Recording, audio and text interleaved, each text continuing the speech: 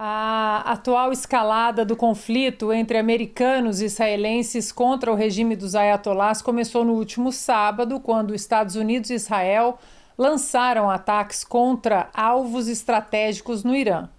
As operações atingiram instalações ligadas à infraestrutura militar e ao programa nuclear do regime, em uma ação que marcou uma das respostas mais diretas contra Teherã nos últimos anos.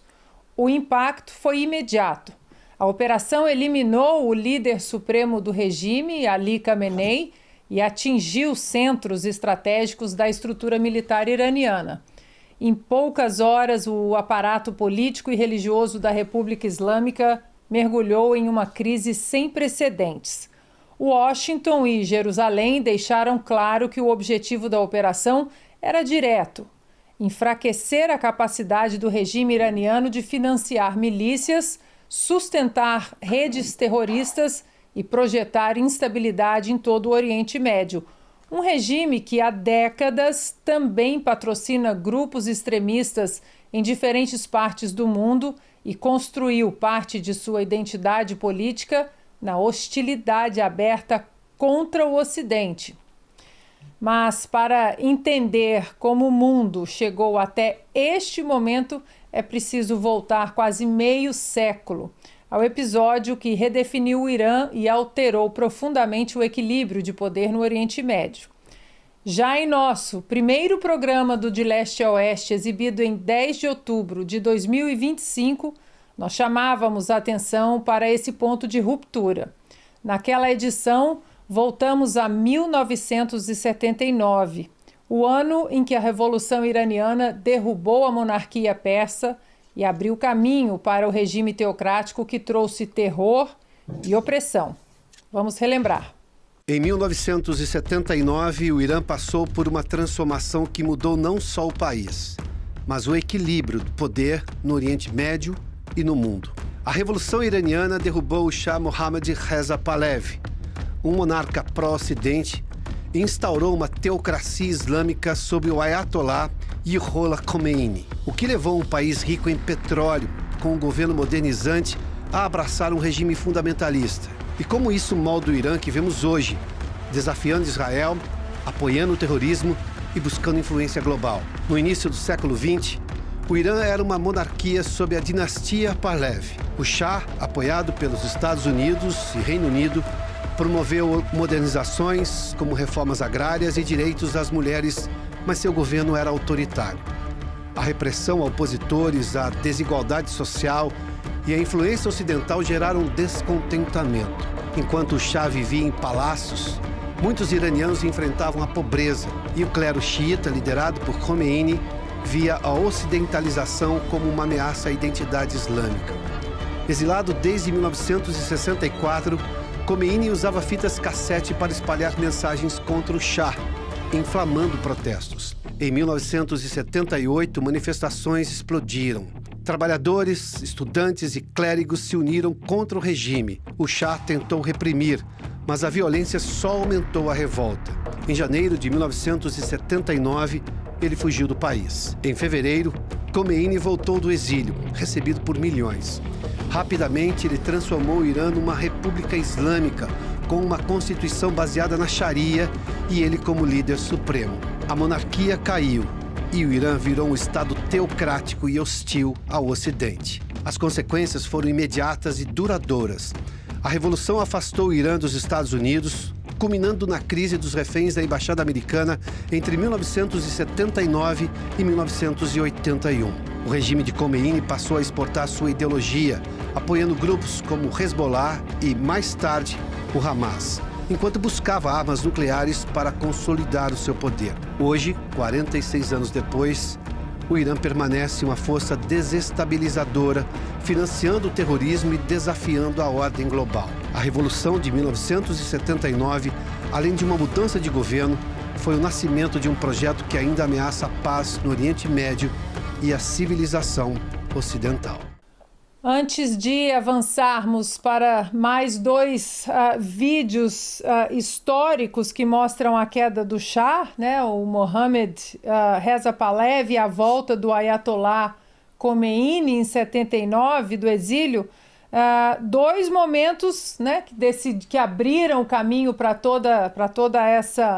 o regime dos ayatolás. Antes da gente ir para esses dois vídeos que mostramos aqui também, antes de todo mundo, né? Vou puxar a sardinha para o nosso programa. Antes de todo mundo falar do Irã com maior profundidade, eu queria ouvir os primeiros comentários de vocês em relação à Revolução Iraniana como um todo. Nós vamos entrar agora, logo depois desses comentários, exatamente quando o Shah foi mandado embora do país e Khomeini, então, foi recebido com honras inimagináveis, e inimagináveis também seriam as consequências, né, que seriam trazidas para o país. Flávio.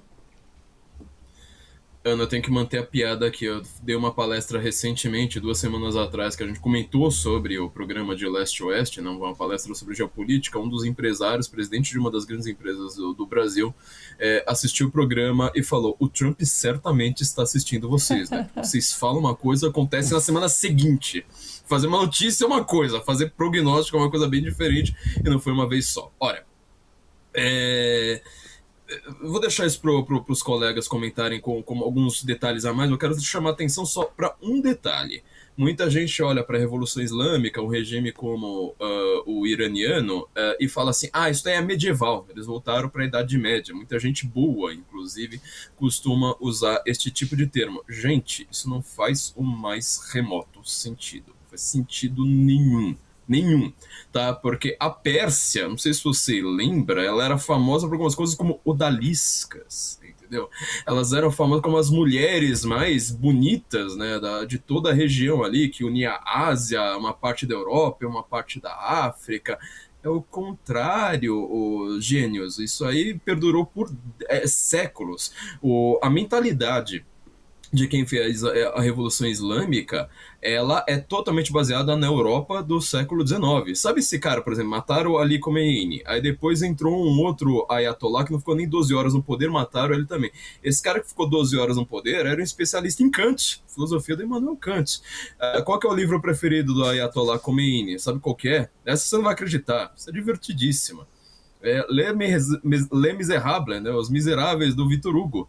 Ele diz que o Victor Hugo é a palavra que eles usam, né, hakim, que é uma espécie assim de sábio, mais do que sábio, é uma pessoa que transborda inteligência. É engraçado que o Victor Hugo ele não é uma unanimidade nem na França, mas o Ayatollah pensa nisso por conta da questão de desigualdade social, etc. O que ele pegou ali é basicamente um conceito de crítica colonial que estava na Europa no século XIX. Isso vai gerar a Primeira Guerra Mundial, para quem não sabe. A Segunda Guerra Mundial é um ressentimento em relação a essa política de colonialismo, por sinal, que é europeia, ou seja, os próprios europeus que eram os colonialistas fizeram essa crítica e criam uma espécie de socialismo religioso, uma coisa que o Gaddafi na Líbia, por exemplo, fazia de uma maneira muito parecida. Então, não acreditem neste papo de que as burcas lá, aquela vestimenta das mulheres, os métodos, isso aí é o tradicionalismo persa. Você não entende nada, a história da Pérsia não tem nada a ver com isso. Isso é uma invenção modernete que hoje em dia é propagandeada como se fosse o tradicionalismo iraniano, que é um país inventado há menos de 50 anos. Bernardo, suas considerações iniciais. Ainda vamos falar muito sobre tudo, né? Mas sobre a Revolução Iraniana. O fato é, Ana, que apesar daquilo que o Morgan falou ser muito verdade, né, o final do governo do Shah, do Shah Reza Pahlavi, na época, né, nos anos 70, a partir dos anos 77 ali, ele começa de fato a fazer um regime que se parece com as ditaduras modernas, né? Ou seja, ele faz um regime de partido único, ele começa a ter uma polícia de repressão dentro do país, e toda aquela liberdade que o povo gozou por um bom tempo dentro do Irã persa da época do Shah e dos seus antecessores, né, começou a terminar naquele período, justamente porque ele já estava percebendo os focos de levante que iriam causar a Revolução Iraniana no início dos anos 78, iria culminar então em 79 no ápice da revolução, né? Então vamos dizer assim que o Shah não facilitou as coisas, né? É importante a gente pensar nisso, que não era só mil maravilhas, né? E que, por assim dizer, a monarquia iraniana também tem sua peça de culpa em, por assim dizer, facilitar, né, a revolução iraniana.